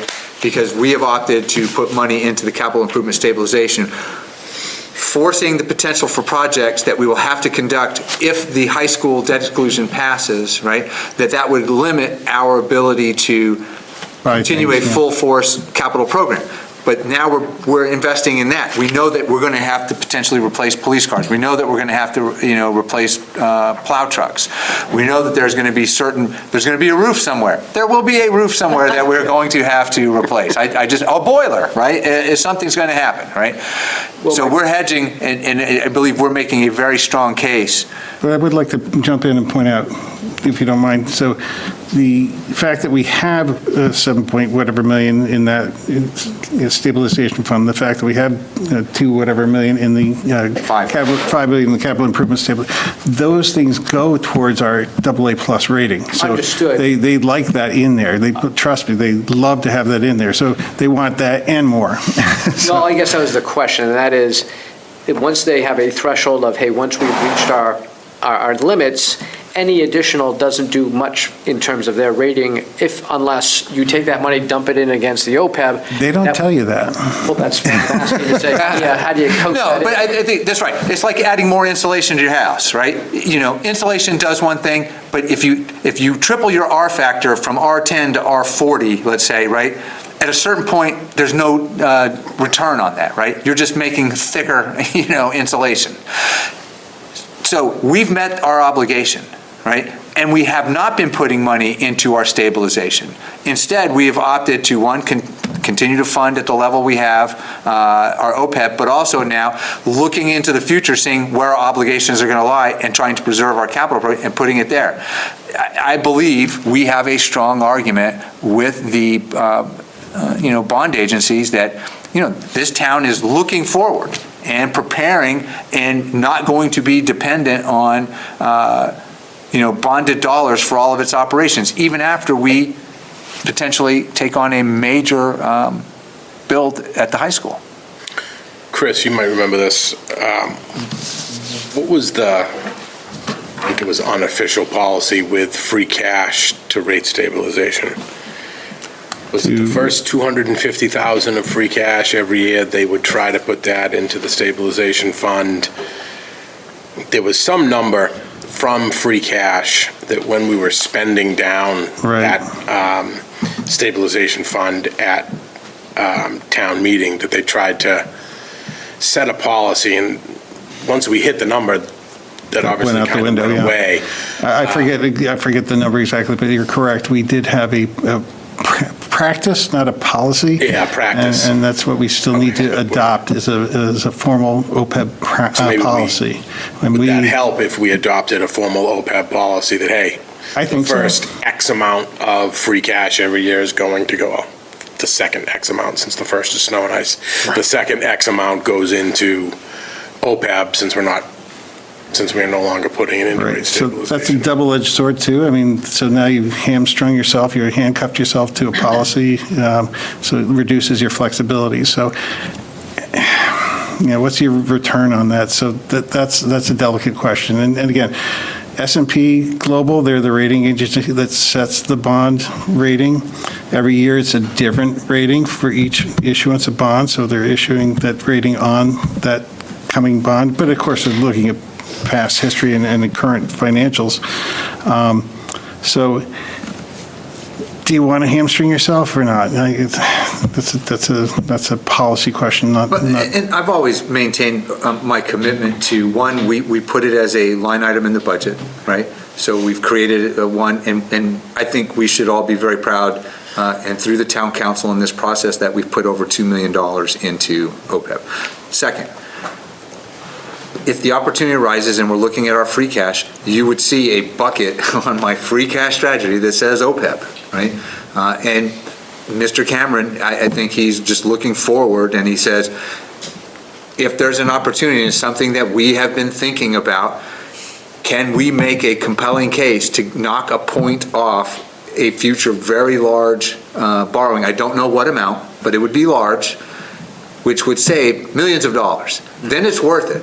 Then you would hear me say, okay, we're going to start trimming everybody here, we're going to cut back, or we're going to find this just because I need to absorb the pain this year to make the case to show that we're going to do it. But if they're looking for a long-term commitment, we'd have to figure out what we could or couldn't do. Then Chris's policy. Then it may be worth it if it says you're going to pay 2.5 versus the average on the street today is 3.54.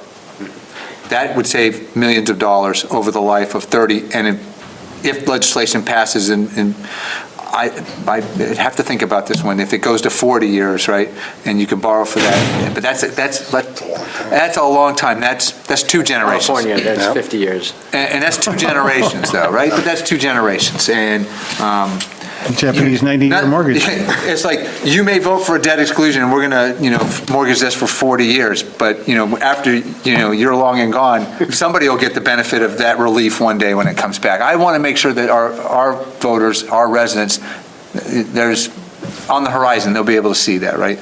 A great example is the police building, right? Because that debt exclusion is gone. We're no longer paying for that.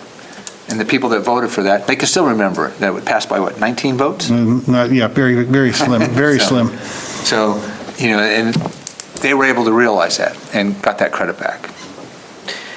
And just to answer or respond to what you just said, it made sense when you say, hey, look, at some point, if it's going to save us money, I'll squeeze a little bit in the future. And I guess what I'm trying to do right now is say, can we spread that squeeze out a little bit over right now to that point, so that when you finally get to the squeeze, it's not as tight? Because if you add a little bit more now and it's there now, it's an educational process that I went through with my daughter. She had $1,000 in the savings account, but $2,000 on a credit card account, and she's earning 1.25 on interest and paying 10.5, or I'm sorry, 18.5 on a glide path to zero. and I just said, this is just, you'll never get out of this, and this is not an effective use of your money, even though you feel good about saying, hey, I've got a little stashed here. And I said, look, it's good to have something there because you need your typical operating cash that you need, but what is that's excessive? What is that difference between what is needed versus nice? And this goes back to my conversation a lot of time. What's nice versus what's needed is what I'd like to do, and get rid of the nice if it's beneficial to do it towards the OPEB, because I know you said you've put $2 million over the last couple of years, but that's because over the last 15 years, there wasn't enough put in, or however many years. It's only been like 10. Or whatever the debt or the obligation did arise that we started actuarially recording it, that just said, yes, hey, you didn't put enough money in at the time, and this is the catch-up for it, and it's a painful 18.5 interest credit card debt that's getting you there. Absolutely. And so we are committed to this. I think that we are going to make changes. This budget is changing today. I mean, we saw it change with elections, right? So we are starting to move, and when you get the final budget, I think if there's an opportunity, it's something that we're looking at, we would consider. If there's an ability to do it, we would. We'll get a sense from the S&P as well, when we have our ratings call. So, and that's early next month, so if there's, things that we can flex or it causes, we'll be back in front of you. We're in, before you in May as well. So there's still opportunities, and if there's changes, we would bring them forward. But right now, I think we're holding where we're at. We've got a very good, but we're always open to the discussion and looking for opportunities to create savings and even long-term savings. Can I ask one more little twist on this? Sure. If we were to have some clarity into the school department's budget, whereby there would be some potential excesses there, would there be a willingness to use some of that excess to go towards the OPEB, for which I'm assuming the school department is the biggest consumer of the OPEB? They represent approximately 600 employees, so they do maintain that largest portion of that. I will tell you that we are getting more transparency into the budget that we're starting to see now. There's more open conversations about this. I think that's a work in progress, though. But the commitment is that we're all working together. They understand that it's vesting, a dollar we could save now and put towards this, maybe hundreds, thousands of dollars, in the future. And I think that's where I'm going, is that, in essence, what we view is, 60 million, 69 million of the total budget? Well, if you really look at it, the school takes up 70% of our entire budget. Yeah. When you talk about benefits, debt, all the debt payment is all on Yeah, general but that to government. which we can vote on and say, keep, reject, or reduce. Yes, no, reduce. Yes, no, reduce. It would certainly help things out if we had clarity into that big chunk of change that would help reduce if available and slide. So you're going to run for school committee? Is that school committee? Yeah, we've got a couple members here that were school. So I will say that as someone who started on RTM, watching the school budgets get passed or not passed and cut to now, it's been 3 or 4 different admins. Last year was really the new school admin's first budget presentation. This is their second budget presentation. I thought that their first budget presentation gave us far more information than we had ever had access to before. I think this year we'll even have more access to information. A lot of it's a matter of 2 different accounting systems and trying to make them work. So with them potentially moving to Munis, that'll make that, information exchange even easier.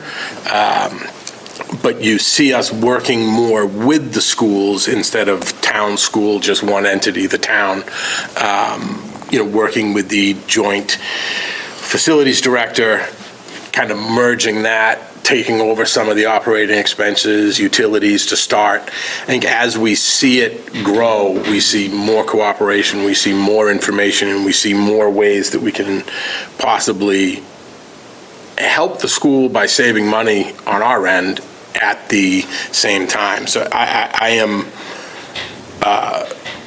very optimistic that we have movement on school budget issues, making sure that they're funded to where they need to be funded, but also where we can start seeing savings, where we can see savings. And we share HR, we share facilities.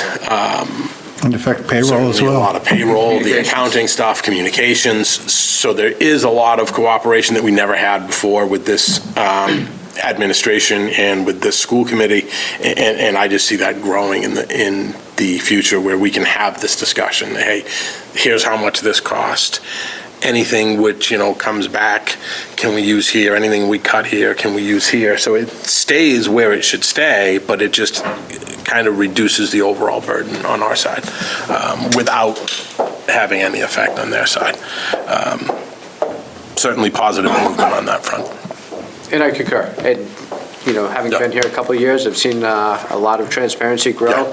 But again, it's another item that would help support the treasurer and his efforts to, as a collective town, help reduce everybody's tax basis. And just on a simple, I hate to say it's accounting, the actuarial stuff that just drives you nuts because it's a calculator exercise, but suddenly it shows up in your budget and it shows up in your tax rolls as a requirement. Right, and unfortunately, you can't do anything with the OPEB fund. You can't borrow against it. You can't, it just sits there and hopefully accumulates money, which is what it's supposed to do. But it's it's basically a retirement account for a 28-year-old right now, and it's going to be used, for that 65-year-old down the road, and it's got to grow. So any money that we put now early will grow much larger later on. So, other questions? So that's it.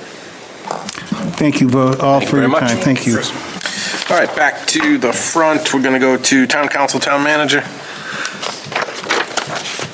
All right, so Council Vice President, members of council, this is Town Manager's, about a 10.4 increase in this one, and I'll cover that as we get to, but we've we take a hard look at our expenses and we reduce where we can absolutely reduce, and we use our historicals to take a look at it. Next slide. You won't see any goals and objectives for me. Those I give to the council in a session in August, and we go back and forth.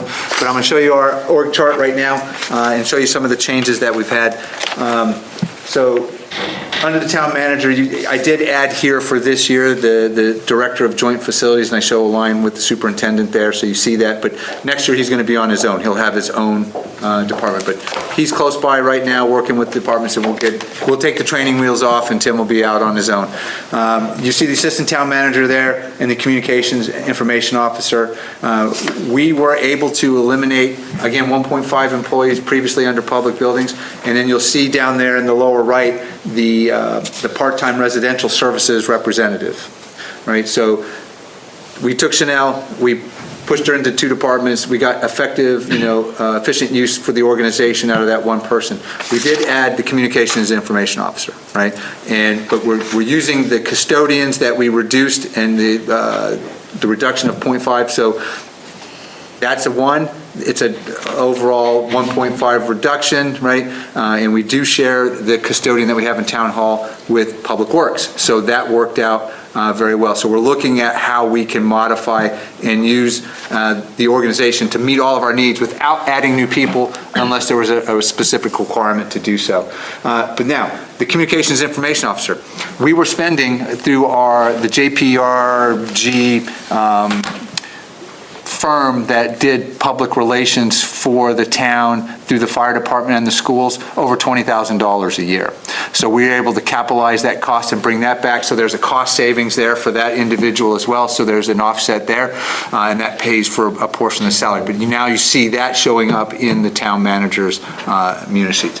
The clerk of council and the town council pays for Karen's to be the clerk of council, right? And that's $12,000. There's no change there. We're at what we were at previously, right? I think that's going to hold, but that's going to probably, as step increases happen, we're going to end up adjusting that, and we would potentially pull out a salary reserve for that. Let's go right to the munis sheet so you can see, take a look at this. So overall, you'll see in salaries, you'll see where the communications, but you also see the reduction in the clerical, right? Because that's now offset from the residential services provider. And that position went into the union, so we have an agreement with the union, with AFSCME for Chanel, and that's where it landed, and there was no issue. And they were very supportive. I want to thank them for their very openness to say, how could we make this work, and keep Chanel and give her the right duties in the right places. Overall, when you look at our budget, you'll see where we reduced where we saw that we didn't or weren't using the funding right. You'll see an increase in the cell phone. That's because we did add one cell phone to the plan as well. But other than that, a reduction by 30% in our operating expenses. Questions? I think we have previously gone over the new position, Chanel's position, what was happening to that position before, obviously prior to you hiring that position. All of that was authorized, so we knew that we would see an increase in salaries, but we're also able to recoup some of that with saving on the PR firm, and then the one and a half full-time equivalent positions being reduced. The goal here is to maintain quality customer service, and anyone who has spoken with either Chanel or the communications officer, it's clear that it's needed and used and helps people navigate town hall. Not everybody wants to go on the website. It's a great website. It's new. It's fantastic. Always getting better, but not everybody wants to go on the website. They want to come into town hall. They want to make a phone call. They want to get their questions answered by a person, and I think that's the primary job of town government, is to help people navigate it. So thank you for all of your efforts on that end. Questions? One question, Mike, about the expenses. Yes, sir. 100% reduction on vehicle maintenance? The town manager's office does not have a vehicle. No vehicle, okay. That would do it. We borrow other departments, and they gladly support our maintenance requirements. So, could we use one? I think maybe you might see one in the future. I know... You don't want to keep using the big red bus?